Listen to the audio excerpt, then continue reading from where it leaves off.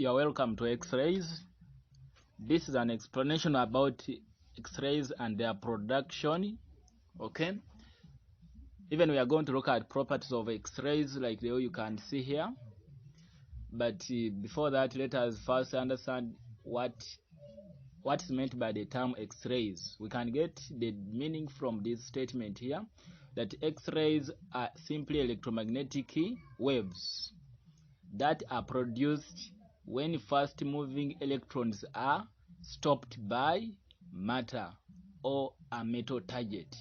That matter, we can also call it a target and metal target. Okay, so when fast moving electrons are stopped by by matter or a metal target, the fast moving electrons, the energy they are carrying is turned into what? Is transformed into X-rays. So when you are defining X-rays, you simply say they are simply electromagnetic waves that are produced when fast moving electrons are stopped by matter. And here we can be able to look at the wavelength of X-rays, that X-rays are electromagnetic waves of short wavelength. We know very well that gamma rays are the one which has the shortest wavelength in the electromagnetic spectrum. So in that list you find X-rays are the next, but their wavelength are also shorter. Okay, they are the wavelength of X-rays, it is about 0.01 nanometers, okay, or 1.0 times 10 power negative 10 meters. So this is simply the wavelength of X-rays. But the most important part, you have to understand the term X-rays. Then after that, we can look at the properties of X-rays. One, that X-rays can readily penetrate matter, meaning X-rays have a reasonable penetrating power. That's why they can be able to penetrate what? Matter. That's the first property of X-rays. The second one, that X-rays are not deflected, or they are not affected by both electric and magnetic what? Fields. Okay, so they are not affected. For them, you are going to see why. Why are they not affected by both electric and the magnetic fields? We are going to see. Okay, and another one, we are saying that they are electromagnetic waves of short wavelength. This is simply another property of X-rays. Another one, we say they cause fluorescence of a material, i.e. they make these materials to shine. Okay, so when X-rays falls on certain substances, they can cause that substance to shine or to produce light. Okay, and that's what we mean by fluorescence. They cause fluorescence of a material, i.e. they make materials to shine. And then here we have that they have no charge. Okay, so here we can be able to see the reason why we said they are not affected by both electric and magnetic fields. Why? Because they have no charge. And then they cause ionization of gases. When X-rays pass through gases, those gas molecules turn into ions, and that is caused by X-rays. So here, like the way also the gamma rays, alpha, beta, and gamma, alpha, beta, and gamma rays, the way they cause ionization of gases, X-rays also they do that. They cause ionization of what? Gases, or you can say they ionize gases. And then we have another one, that X-rays travel in straight lines. Okay, we can also say they are rectilinear. And then we have X-rays affect photographic plate just as ordinary light does. Okay, so when you allow X-rays to pass through or to fall on a photographic plate or a photographic paper, that paper or that film or that photographic paper, you'll find it is affected. So like the way also light does. X-rays also affect a photographic what? Paper. And then lastly we can say X-rays are diffracted by crystal atoms or crystal lattice. Okay, X-rays are diffracted by crystal lattice. This is the last property of X-rays. So here I expect you please to take note of some of these what properties of X-rays. Let us go to production. When you come to production of X-rays, the setup is this, like there you can be able to see it. And here the first thing we have to take note of this, here we have, this is what you are seeing here, it is simply the filament cathode or the cathode filament. Okay, it's the one which will be responsible for production of what, of electrons. So this is the filament cathode. Then we have this is the focusing cap. Okay, this is a focusing cap. It is in concave shape. We will see the reason why is it supposed to be curved like this. So this is a focusing cap, and then this is the filament what, the filament cathode. Then after that we have this low voltage supply. It is responsible for heating the cathode so that it can produce the electrons. Okay, then we have the rheostat. A rheostat is a variable resistor which varies the current responsible for heating the what, responsible for heating the cathode. So this is a rheostat for regulating current. This is low voltage supply for heating the cathode.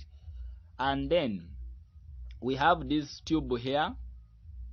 I mean, before we go to the tube, we can also come to this. This is a high voltage supply. Okay, and then here we have the cooling fins. These are cooling fins. Then here we have the anode. This is the anode. Okay, this is the anode. And then within the anode there's a tungsten target, which is the metal target within the anode. And then lastly we have the X-rays. So this arrangement, you find everything is it is in this special tube, and this tube here we call it an evacuated tube. Okay, so this evacuated tube, it is, or we can say this space, the space enclosed here, it is the vacuum, which is the space with no what, air. Why is it necessary? Okay, we'll see that because we don't want our electrons to interfere with air molecules, therefore this space should be a vacuum. Okay, so we'll say that why, there's a reason why. Then this high voltage supply is applied across the what, the anode, and the what, the cathode. On the negative, on the side of the cathode, it is supposed to be negative because it is connected to the cathode. Then the positive is connected to the what, to the anode. So here we are seeing the general setup of what, of the X-ray tube. X-rays are produced with the help of an X-ray what, tube. So that is the structure. So let us simply go to the explanation. So when you go to the explanation, we can just look at this one here. The explanation is here, that in the X-ray tube, the cathode filament is heated by the low voltage supply, and electrons are produced or emitted by thermionic emission. Okay, so this is the reason I told you the cathode filament, it is responsible for production of electrons, and it is heated by the low voltage supply. Okay, so electrons are produced from the cathode by a process known as thermionic emission. Now these electrons, after being produced, they are accelerated across the tube. They are accelerated across the tube by the large potential difference applied at the cathode. or we can say and they are accelerated across the tube or the vacuum by the high voltage supply. So the high voltage supply, it is only responsible for accelerating the electrons across the tube. Then now these fast moving electrons, on reaching the anode, okay, they hit the metal target of tungsten. Some of the energy they are carrying, which is kinetic energy, the energy those fast moving electrons they are carrying is converted. Part of it is converted to X-rays, and the rest of the energy is converted to heat. That's why on that structure there we need the cooling fins, so that as those electrons keep on hitting the anode or the metal target, heat is generated at the same time with X-rays. So therefore the heat can build up, and if we need to conduct that heat away, that's why we use the cooling fin. So because of too much heat generated during bombardment or heating, the metal anode is cooled by circulating water around it. Those are the cooling fins. Okay, so the heat generated is conducted through the cooling fins. So this is how this is the action of the X-ray tube. It is explaining how X-rays are produced in an X-ray tube. Now moving away from that, these are the things which I talked about. NB, there are some features on that diagram which are which are designed in a special way so that they can meet the necessary requirement. Like for example, the first one, that the tungsten target is used because it has a high melting point that can withstand the heat generated on impact. Okay, so we cannot just use any metal. We have to know that metal, if we are to use it as a target. One, that metal should have a high melting point, okay, so that even though the heat accumulates to a high temperature, it will take long to melt. So that's why we prefer using a metal target. Okay, so a metal target of tungsten target is used because it has a high melting point which can withstand the heat generated on impact.